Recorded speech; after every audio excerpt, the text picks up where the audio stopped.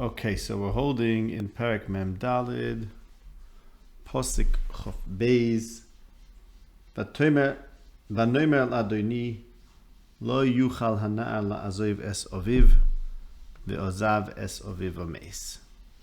So they claim here that they said that if he leaves his father, he will die, which we started discussing this last time, whether this actually happened, whether they actually said this, because in the original narrative, there's no word of them actually saying this to Yosef. However, there is word of Yaakov saying this to them, and that's in the end of Perek Mem Beis, where he says that if Binyamin will go with them, something awful is going to happen to him, and that he, Yaakov, is going to die in grief.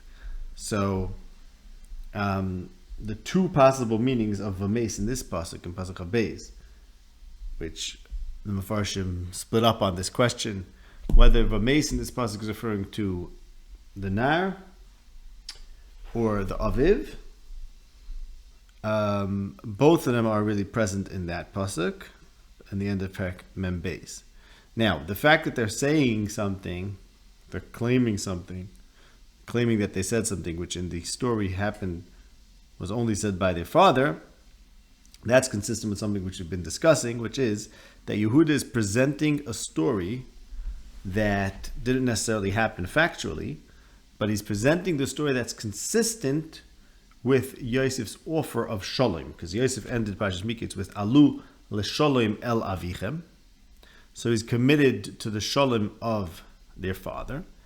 And as we discussed, that introducing that commitment to the shalom of the father is Yosef committing to relating to the brothers as if certain things happened that didn't happen, such as he's no longer holding it against them that he suspected they meraglim. He doesn't want that to be part of the relationship. So he's like resetting the relationship and setting it up about shalom for their father. And shalom is something that other facts are bent around, are adjusted for, Mishanim Pnei Shalom, as we discussed. And therefore Yehuda then presents the story anew in ways different from the way it happened, in ways that are consistent with the Shalom of Yisrael, in order to end by saying that because of this backstory that I'm presenting now, says Yehuda, because of this backstory, if I were to go back to Yaakov now and without Binyamin, then Yaakov is going to die, and therefore Yosef's offer of Alu l'shalom el avichem is essentially an impossible offer for them to take, for them to accept. So therefore, what they're presenting over here is Yaakov's perspective.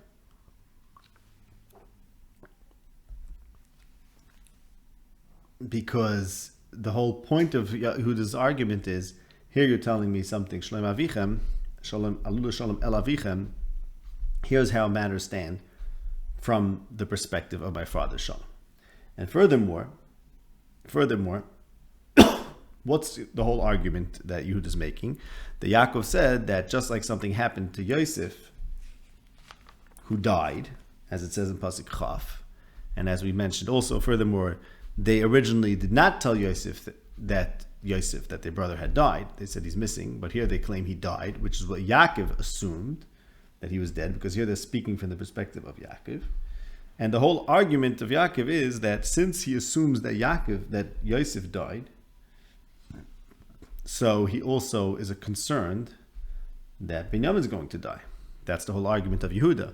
And again, that's only something that's true from the perspective of Yaakov for two reasons. Number one, because they know, the brothers and Yehuda, don't assume as Yaakov did that Yosef died.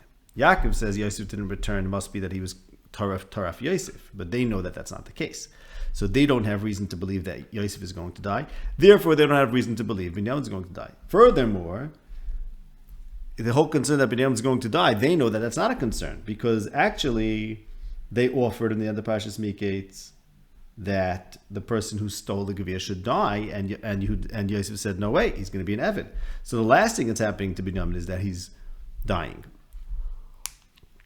So therefore, they are in a position to know things that Yaakov does not know, but they're presenting the facts from Yaakov's perspective, because Yosef was the one thing that Yosef was committed to is the shalom of their father, and the shalom of their father depends on things happening in a way that's consistent with the perspective of Yaakov. Okay, now Agav, just in this vein, and this is something we mentioned in pasuk of Tes, Yaakov said an asayin is going to happen to Binyamin as well. Now, asayin occurs, besides for the story of Binyamin, of the loss of Binyamin, it occurs one other place, and that is in Mishpatim, where ki yinatzu anoshim b'nogafu isha hara v'yotzu yiladeha, and im asayin yiyeh v'lo yiyeh asayin then onesh onesh, and asayin yiyeh nosat nefesh tachas nefesh. So now, there's an isha hara, and her yiladim exit her, and the Mechilta points out that these are twins, because it says yiladeha plural. So it's called an asayin when the woman and her two children die. Both of her children die. So similarly over here, Yaakov is afraid that Rachel died in childbirth, and her two children are also supposed to perhaps going to die, like Yosef and then Binyamin. And Bereshit Rabbah says that Yaakov was concerned that there was a gzeira decreed on Rachel and Baneha that they should be kala. So Yaakov is seeing things that the brothers are not seeing, because he thinks Rachel died, that's true. He thinks Yosef died, that's not true. But therefore he thinks that Binyamin will also die, and that again they know is all not a real concern. Okay. But we're clear about the way he sees it, because he offered Shalom El Avichem. And Shalom El Avichem, as we mentioned this last week, depends on seeing his children and grandchildren, as the pasuk says in Shir Malos in Tehillim, Urevonim Levonecha Shalom Al Yisrael. And we showed that that's referring to Yaakov, who eventually saw not only Yosef, but even saw Yosef's children. And here we have, and Yisrael over there is referring to Yaakov, Yisrael Saba. And here we have Yosef. Yaakov said, Loi Re'isiv, I didn't see Yosef till now, and V'hayakir Oisai Ke'ina Na'ar V'meis, because the Shalom Al Yisrael depends on him being Roya Bonim Levanov. So therefore, that's Yehuda's argument to Yosef. Here you are offering Shalom Avichem, Shalom Al Yisrael. So now we have to talk about what that looks like from his perspective. Okay, moving on to pasuk Chav Gimel. V'atomer lavedechem lo yered achichem hakotoin itechem lo soisifun lerois panai. If your little brother doesn't come down with you, you may not see me again. So I just want to point out something interesting without going into this further. Perhaps we'll get back to this. That this expression of "don't see me again," I don't want you to see me again, except for under certain circumstances here. We have a similar expression in Parshas Bo, where Paro told Moshe, Seif Perak Yud, Al Tosef Ra'is Panai, Ki B'yom Ra'is Panai Thomas. Okay, so Paro is telling Moshe, you can't see me again, and Yosef is telling the brothers, you can't see me again. And in both cases, the subject is fundamentally whether someone's going to be an Eved in Mitzrayim. Because here, the question is, are they going to remain, is Binyamin or Yehuda in his place going to remain in captivity as a slave in Mitzrayim? And there, Moshe is negotiating with the king of Mitzrayim about the Avdos of Bnei Yisrael. And fundamentally, as we've been discussing with Binyan Parshas Miketz, Yosef is committed to Shloim Paroi. That means that Yosef stands for and is promoting the idea of Bnei Yisrael being in Mitzrayim. And the tension over here, the tension in the Yosef story, is whether, in fact, Bnei Yisrael will be avodim in Mitzrayim. Maybe Binyamin will join Yosef, and the rest of them won't be in Mitzrayim.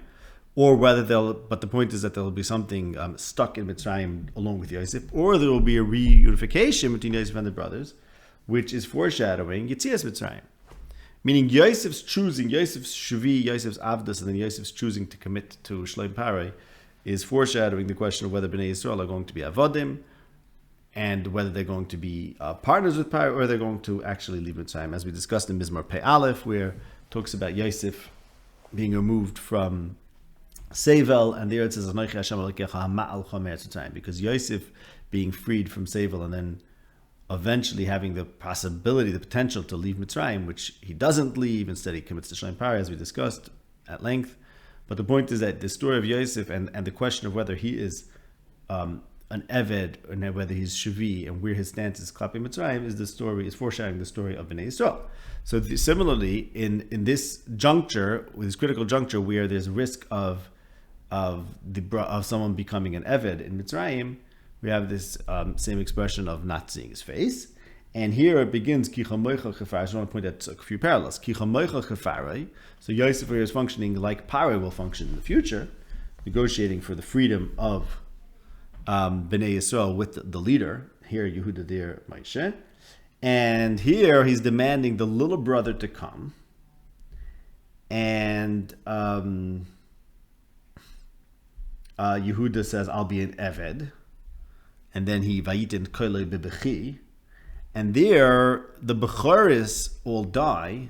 So here it's about the little brother has to come, and there in Yitzias Mitzrayim, the ultimate Yitzias Mitzrayim, what happens is that Moshe says, okay, all the firstborns, the oldest ones, are going to die, and there's a tzaka gedola b'chol eretz Mitzrayim. So just some parallels that Yosef is kamecha kaparei. There's negotiation about avdos. Here Yehuda is offering to be an Eved, and there Moshe is saying we're leaving, and here, the little brother has to come, but the little brother might die. And there, it's the Bechar who is killed. And here, ultimately, Yosef is nice and koileh bebechi, and everyone, the whole Mitzrayim hears. And there we have a tzaka gedolah b'chol eretz Mitzrayim. So just some parallels I noticed. I don't know any deeper significance for now. Okay, now I want to say something general about what's going on over here with this, with Yehuda's argument. And this general approach is going to shed light on pasuk Chaf Beis, the pasuk we read, about the risk that Binyamin will die if he leaves his father. Okay, so let's review some points over here. Let's review some points, and then it will shed light and be something new, and it will shed light on that pasuk. We mentioned this before, that Yehuda here offers to Yosef, starts off saying, Yidaber no avdecha davar. Okay. So he wants to be dover davar. Yehuda wants to be dover davar. The theme of being dover davar and the davar that Yehuda wants to speak is a response to Yosef's offer of alu l'shalom. So the theme of a davar that relates to shalom takes us back to the beginning of Parshas Vayeshev, where Yosef was given the mission of to see Shloim Achecha and Shloim Atzoin Vahashiveni Dover. So Yosef's going to find out the Shalom of his brothers and bring back the Dover. Furthermore, we have about his dreams of becoming king, Aviv Shamar Es HaDover. Okay, fine. So notice that, first of all. There's a Dover. Yosef's kingship is called the Dover. We're waiting for the Dover to happen. And he's supposed to bring back the Dover of Shloim Achecha, Shloim Atzoin. This has to do with what we discussed earlier, that all words are bent to Shalom. L'mishana b'nei Shalom means Shalom is the main word, and it's the main Dover and the Nevi'im, and all other Devarim are woven around that. So when Yosef is given the mission, Vahashiveni Dover, that Dover is Shalom. He's supposed to find Shalom Achecha, Shalom Atzoin. And here he's offering Shalom to Yehuda. But Yehuda says, look, I'm going to tell you a Dover. And the point that Yehuda is saying that I'm going to tell you a Dover is that your Shalom is false. It's not a true Shalom. And that, of course, takes us back to the fact that Yosef is committed to the false Shalom, Shloim Parei. His mission is Lech Narei Shalom Achecha, Shalom Atzoin, Vahashiveni Dover. The true Shalom is Shalom Al Yisrael. And that's the davar that Yosef is charged to bring. Here he's offering, Ki'ilu, he's doing his mission by saying, Alu l'shalom al avichem, and Yehuda says, there's a correction here, I have to tell you a davar. So Yosef's mission is to find a davar, and here Yehuda interjects and says, You're doing a paradik kichamoicha kefara. Your davar is infected by the shloim paray, and I'm going to tell it to you the right way. Okay, that's number one. Number two. Let's see. Number two. I want to remind you of another person who was wandering in a sadeh, right? The pasuk says, "Vayimtza'eu ish v'hinei toya basadeh," and the man said to him, "Matavakesh," and he said, "Esachiv anochi mevakesh." Now, in Malachim Aleph Perek Yud Aleph pasuk Chaf Tes, we should start from pasuk Chaf Ches about Yeravam, who was a nar and did malacha, and therefore was given the mission of Sevel, was given the charge of Sevel Beis Yosef. Okay, so this is Yeravam. Shlomo saw that he was a nar Eisa Malacha, and he was given the Sevel Beis Yosef. And the other pasuk says that Yeravam left Yerushalayim. Vayimtza oisoi achio hashiloni hanovi baderech, and v'hu miskasa b'simlo chadosha u'shnehem levadom basodeh. So Achia finds him, and he's out in the field, and he's wearing a simla chadosha. So this brings us back to Yosef, who has a ksenis pasim, and is found when he's wandering in the field. And there, Achia rips the simla chadasha and says, "I'm giving you 10 pieces," right? So he becomes a king. Yosef's what Yosef is looking for, the davar that we're waiting for in the story of Yosef, Aviv Shomaris had davar, is to be a king. And eventually his descendant will become a king in similar circumstances, have a similar hadasha, he'll be out in the sadeh. But in the case of Yosef, he's toya basadeh instead of becoming king. Okay, fine. That's another thing we should know. Another element of this whole putting all these pieces together is that there's a specific davar that relates to being an effective king. And that comes from not Yeravam's story, but Rechavam, which is, of course, precedes the Yeravam story. Which is to say, well, I mean, it's afterwards in Malachim, but I mean to say is that what gave Yeravam the ability to break away is that Rechavam was not effective at being a king. How so? Because we have Perek Yud Beis in Malachim that Yeravam sends a message to Rechavam. The message is that you shouldn't work so hard. So he goes and asks the Zekanim, Eich atem noyatzim lahoshiv es ha'om hazeh davar. Okay, you remember Yosef has Bahashiveni davar, which is, again, Yosef is supposed to become a king. That's the Aviv Shomar Sadavar. Yaakov sends him out to be Roya Shloim Achecha Shloim Hatzoin. Is he going to become a king like Yeravam does? No. He's Toya Basada, unlike Yeravam, who was found Basada and became a king. Yosef does not become a king at that point. Okay? And here Rechavam, when he is when his kingship is being tested, whether Yeravam is going to break away or not, he says, I have to figure out lahashiv esa am hazeh davar. Okay. And he says, Ma'atem noyatzim v'noshiv davar asa am hazeh asher dibru elai. So there's two answers.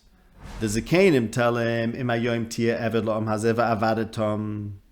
If you become their eved, then they'll serve you. Then he goes and asks the kids that he grew up with, and they tell him, be tough, etc. He asks them, and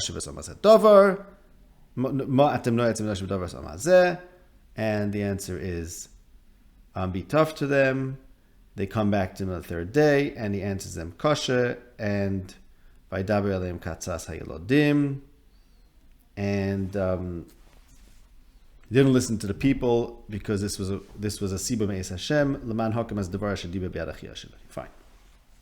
Okay, so if you look for the hashavas davar that solidifies the kingship, it's to be an eved, okay, and not to follow the childish eitzah, which is to be tough. So now bring this back to the Yosef story. Yosef was a nar, and he's dreaming of being king. But he didn't become a king until he first became an Eved. La'eved nimka Yosef. So the key to understanding the Yosef story is that yes, Yosef is eventually going to become a king. Yes, there's a davar, for Aviv Shamar as a davar, the Dvar HaMelucha, which is the dream. But in order to be a good king, in order to have slaves, you have to be a slave, as they told Rechavam. That is the davar to be Meshiv. That's what Rechavam should have been Meshiv, davar, that he's willing to be their servant. Similarly, Yosef, who has a mission, Vahashiveni davar, is supposed to, in order to become the king, which is the davar, the Aviv Shamar as a davar, he has to first become an Eved, and indeed he was sold to be an Eved. Okay? Now,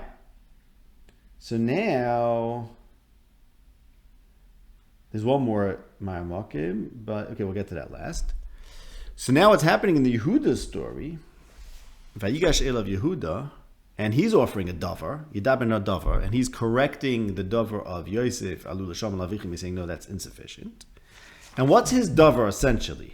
What's the upshot? What's the punchline of his davar? V'ata yeshev na'avdecha eved tachas hanar, v'ata yeshev na'avdecha tachas hanar eved la'adoini, v'hanar ya'alamecha. So Yehuda's offering to be an Eved instead of the Nar Binyamin. So the very same trajectory that Yosef took, which is, don't be a young man, don't be childish, don't be youthful, don't be misalsal b'sairai. You can't be a king when you're a nar. You have to first learn how to be an Eved, and then first you can become a king. Here to Yehuda, the other king, is offering himself as an Eved in place of the nar, this time being Binyamin. So I would suggest that the key message here in Vayigash Elav Yehuda is that Yehuda is here confirming Yosef's history. He's confirming that the fact that Yosef was sold as an Eved was actually necessary for him to become king, because here Yehuda, the king, steps forward as the king, as we spoke about Vayigash Elav Yehuda, and the pasuk in Yirmiyah that says Adiroi Mimenu, the powerful one is from Yisrael, Kimize and Nigash. Basically here Yehuda is acting as king, which Chazal say, of course, Vayigash Elav Yehuda is the two kingdoms, Yehuda and Yosef. In fact, the Medrash Rabbah brings the pasuk Kini HaMalochim Noyadu about this meeting or this confrontation between Yehuda and Yosef. Kini HaMalochim Noyadu. Yehuda and Yosef stand for the Melech Yehuda and Melech Yisrael respectively. And what's Yehuda saying, essentially? That I'm the king, and therefore I'm offering to be an Eved instead of the Nar. And by offering to be an Eved instead of the Nar, he is giving his haskama to Yosef's trajectory to becoming the king. So therefore, this is why, this is the Vayigash, this is the Ichud, this affects the unity between Klal Yisrael, because here, Yehuda, who is the competitor of Yosef, right? Here Yosef is dreaming to be king, dreaming of being king, but maybe Yehuda should be king. But here, Yehuda is coming around to the same side as Yosef.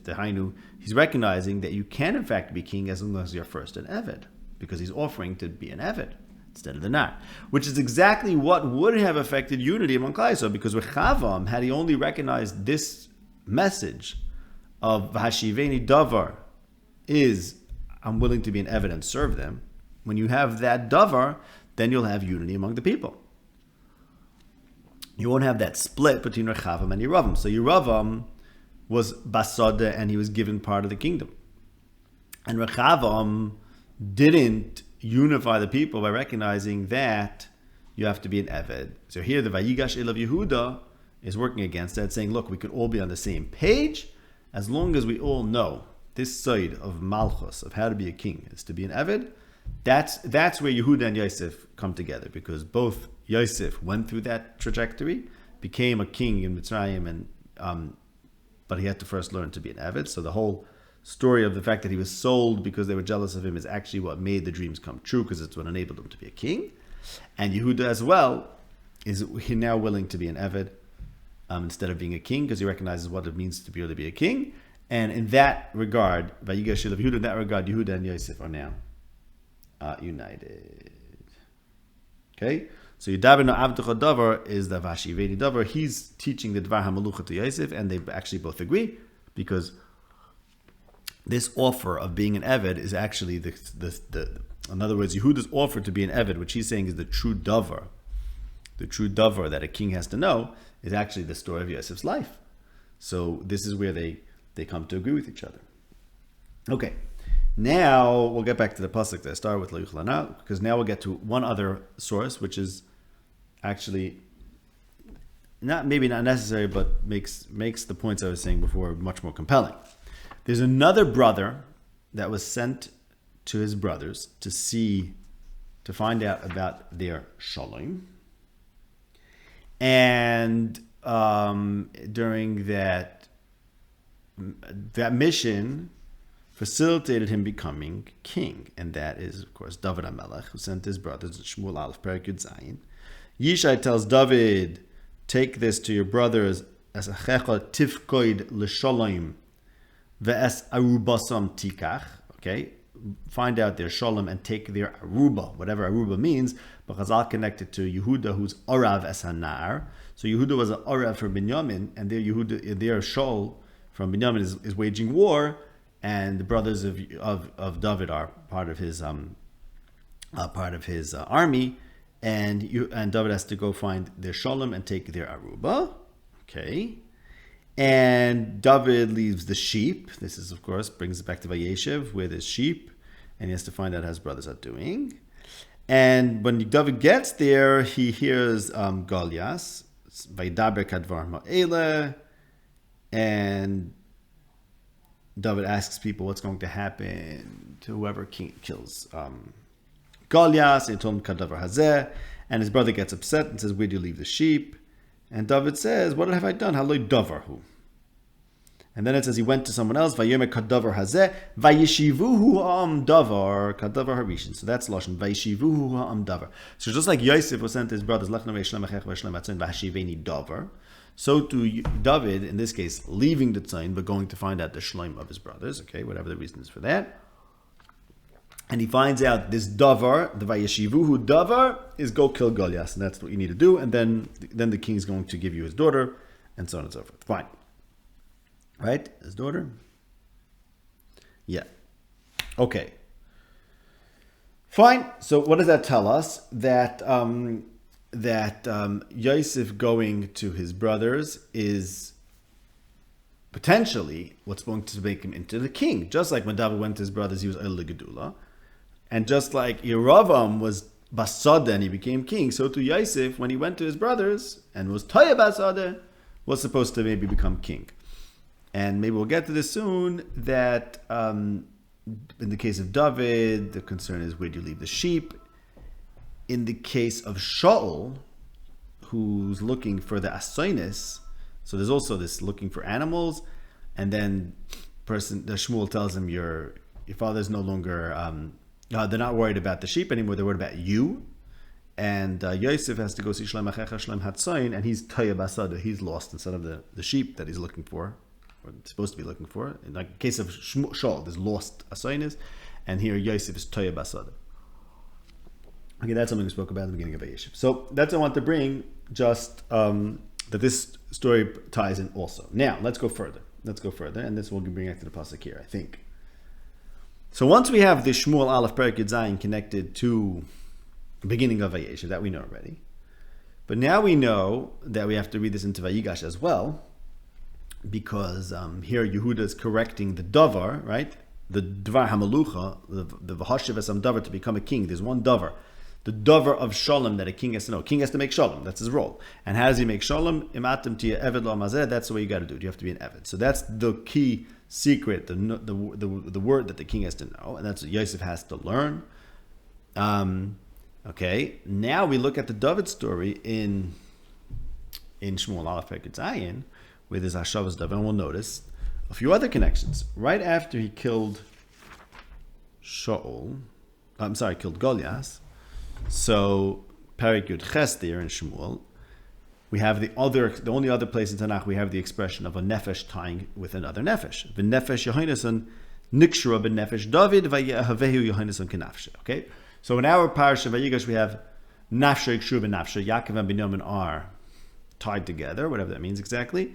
And there we have Yonasan from Binyamin and David tied together. So Yehuda, the ancestor of David, is saying Nafshay Kshuv and Nafshay, and as we said, we're talking about being kings over here. That's what this is fundamentally about. I'll tell you why soon, by the way, why it's really fundamentally about kings. But there we have also that the two dynasties, the Shaul dynasty and his prince Yonasan, and David, the contender who now is becoming king, were tied together nefesh b'nefesh. Okay, now if you look there in Shmuel Aleph, Perek Yud Zayin, going backwards now, Pasuk Lamed Gimel. So David offers to go kill Goliath, fight with Goliath. Vayomer Shaul al David loy suchal lolechas as aplishti hazel hilochem imoy ki nar ata. You can't go because you are a nar and he's an Ishmael Chama min Urav. Okay, so I was wondering if that's connected to this pasuk that we have in Vayigash, where it says Yaakov said lo yuchal hanar lazavis of a mace. And there Shaul told David, I mean they said it. And there Shaul told David, you can't go because you're a nar. Okay, let's think if there's a connection, because what did David answer? Vayomer David al Shaul, Pasuk Lamed Daled in Perek Yud Zayin in Shmuel Aleph.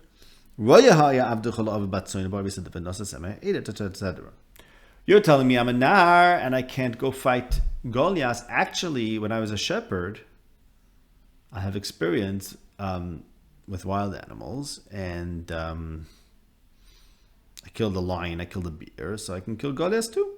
Hashem saved me from the lion and the bear, he could save me from the plishti. Fine. So, okay, so let's think about that.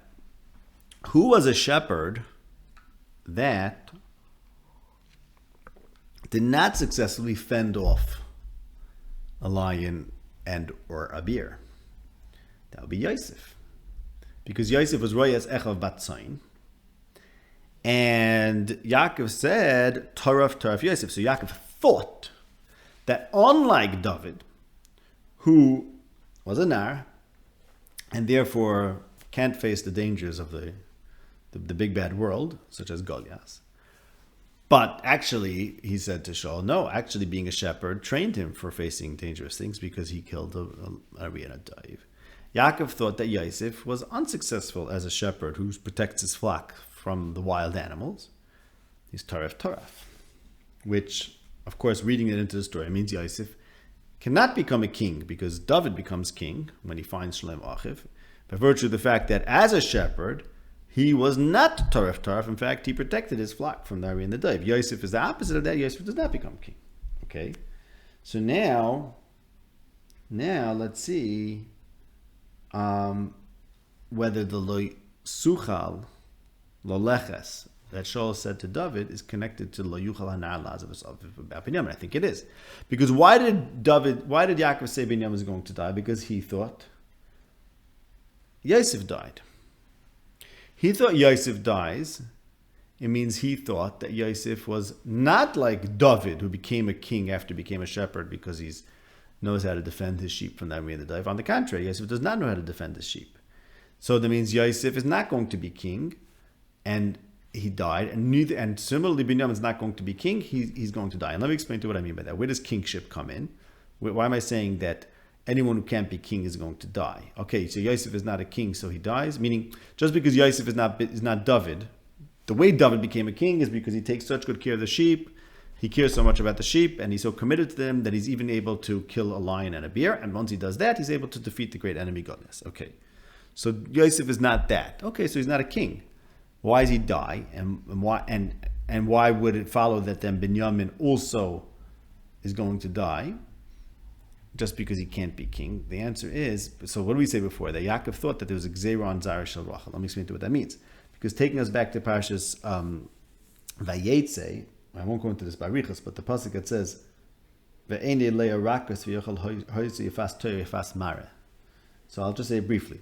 That pasuk is a non sequitur because it says Leah had soft eyes while Rachel was beautiful. What does one thing have to do with the other? Why is the pasuk saying these two random facts? The answer is that there are three people that were called Rach Levav, and those are David, Shlomo, and Rechavam. And Shaul is known for his handsomeness, for height.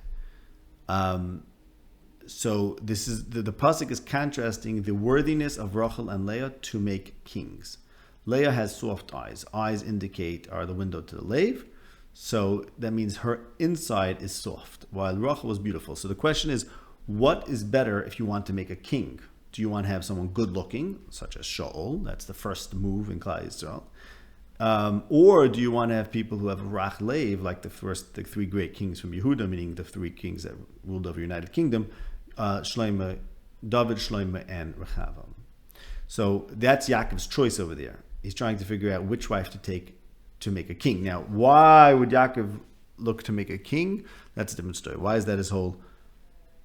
is his purpose in making children to have kings? It's a whole different story. Okay, basically what the idea is in short, is that his teachings, his spiritual teachings,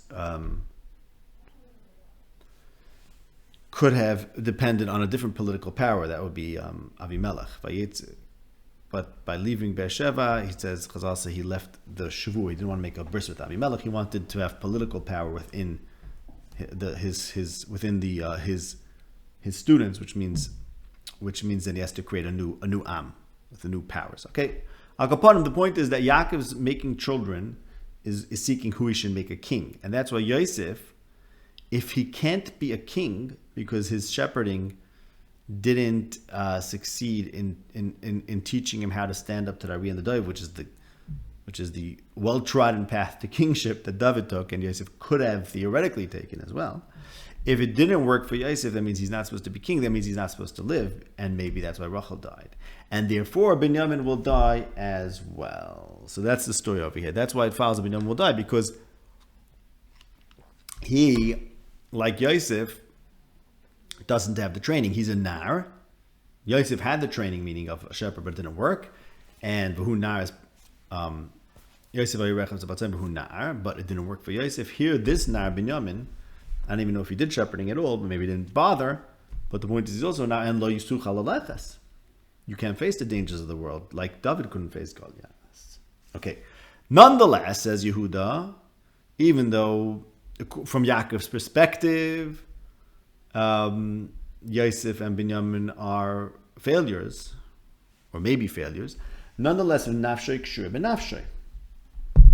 So this is like the same guarantee that basically Yaakov is saying, I don't give up on Binyamin.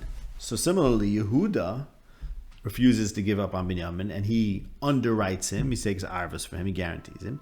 And David goes to Shaul, and he guarantees his success in the war. So even though David here is becoming king, what he does is he does so by virtue of the fact that he's guaranteeing the success of Shaul.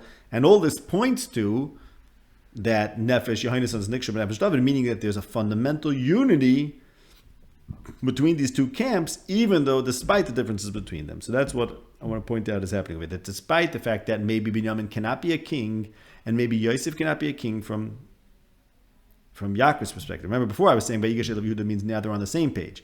But from Yaakov's perspective, he thinks Yosef died, and he thinks Binyamin will die. So he thinks these people are not capable of being kings, but nonetheless, nafshay kshur benafshay. So he's committed to their success.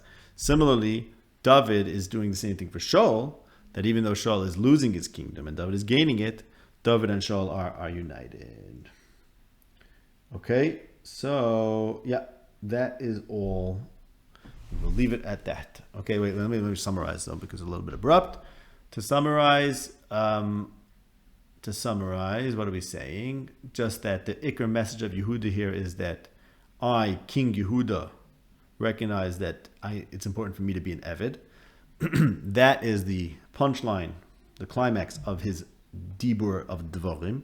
The Dibur of Devarim takes us back to the Hashiveni Davar of Yosef and of Shamar as a Davar, which, as we find in the story of Rechavam, Ma'ashiv Davar Lamazeh, is to be an Eved. And in that case, it's contrasted with Yeravam, who goes out into the field and becomes a king.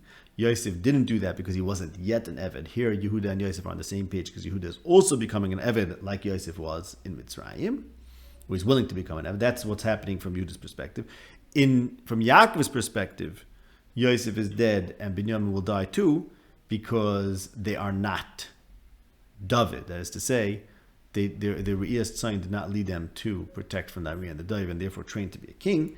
And therefore, if they can't be kings, that means Rachel and her children have to go, and Leah and her children have to take over. That's what Yaakov thinks. But nonetheless, Nafshei Kshu B'Nafshei, and that Kesher, the Nefesh, shows that there's an undying bond between Yehuda and Binyamin, between Yisrael and Yehuda, that's forever, no matter what. And that's what Yehuda is referencing from Yaakov's perspective, who thinks that Yosef and Binyamin are at risk of dying. With that, we will end.